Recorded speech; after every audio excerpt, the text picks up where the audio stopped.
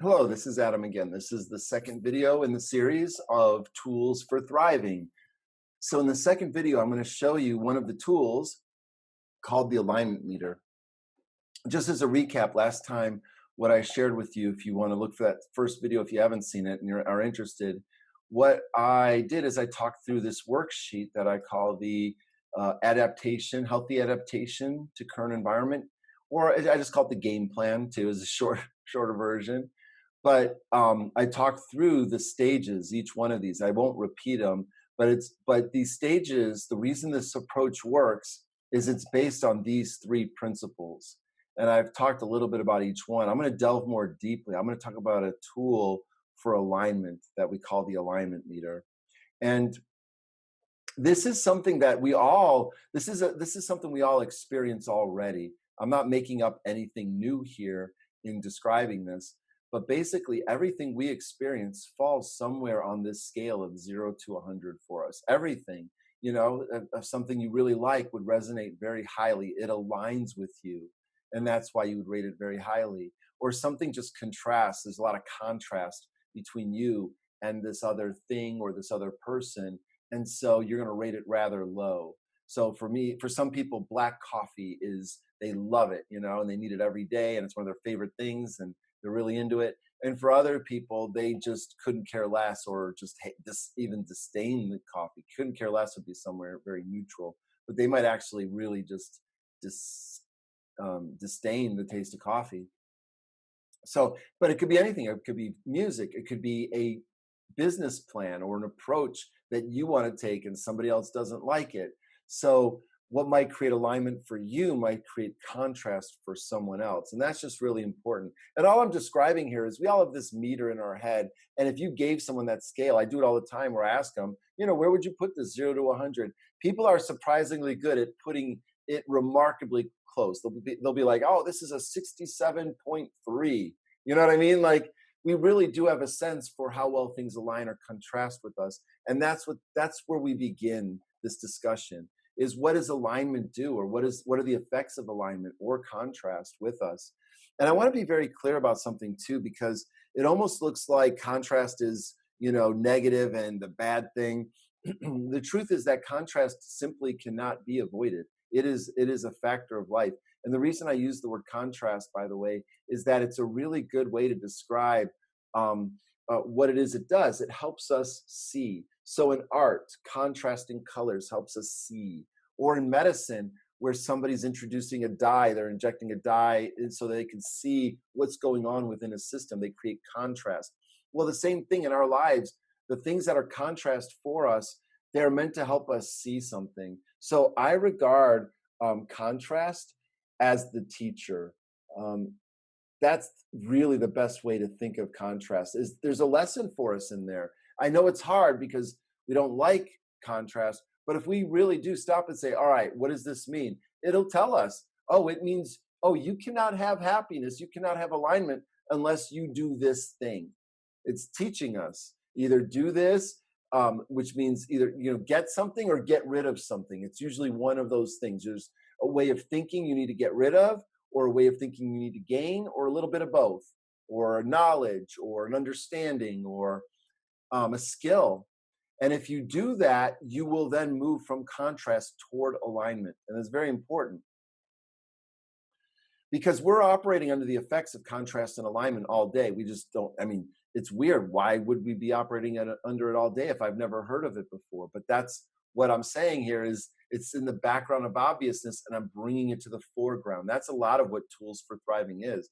A lot of the things I'm talking about are basic, but we don't really think about them or apply them to daily relevance. And that's what we can do here, is to realize that instead of getting sucked into the negative emotions that come from contrast, and this is very important here, because there's a cascade of a sequence of things that happen as a result of where something is on the alignment meter. So, for example, when you experience an emotion, it's going to be because of whatever immediately happened before that, whatever you experienced immediately before that emotion. If you have a positive emotion, that means that thing you experienced aligned with you. And the stronger the intensity of the positive emotion, the more strongly it aligned with you. Or if you're experiencing a negative emotion, that's because whatever happened right before that emotion was something that contrasted with you. Either it contrasted with your goals or your values or your strengths or just something that you wanted. And so it could be a lesson for you, but it usually isn't, because we get sucked into the vortex of negative emotions. And other people do as well. So if we can realize that contrast will create or spark negative emotions, and alignment will create positive emotions, then that would help us think, where do we want to go?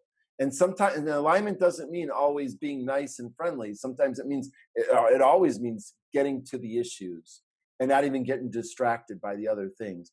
And if we can resolve and move toward alignment, then when things are aligned, we experience positive emotions. And we can go more deeply into what those are, but I'm trying to be quick in this because the emotions we feel will determine how engaged we are. And this will be the topic for our next video. We'll talk about engagement in the third video in the series. It's a very important topic, and it's probably not what you imagine it to be or what we're told it is a lot of times. There's a way better way to conceive of engagement, and we'll talk about that.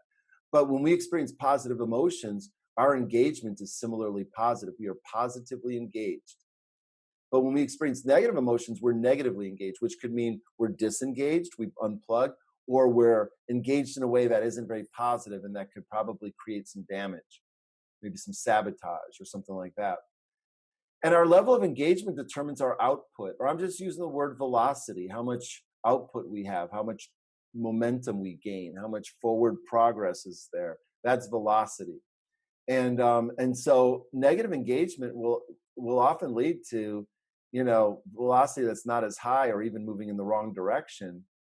Whereas positive engagement will lead to the kind of velocity that will move toward progress, move us closer to our goals. So really we can think about the relationship. If we can move things from contrast toward alignment, and just taking modern events into account, what's going on nationally. We didn't deal with contrast that's been there for a very long time about unequal treatment. And so until there's alignment or restitution, that we will experience the drama that comes with it, the negative emotions, the negative engagement, and the negative velocity. Then there's something else that happens, and it's kind of an interesting turn, is that the velocity we have determines how we feel about each other. So that's a poor excuse for an arrow, but you see that. And if we have low velocity, you can see what might happen to the way the team members feel about each other versus if they have high velocity, where you have positive rapport.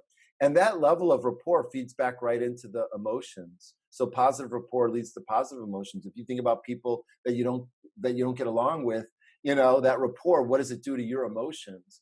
And so we want to, as much as possible, move ourselves, our teams, our organizations from contrast toward alignment. And there's always something we can do. And that's a really important point here. There's always something we can do to move in this direction.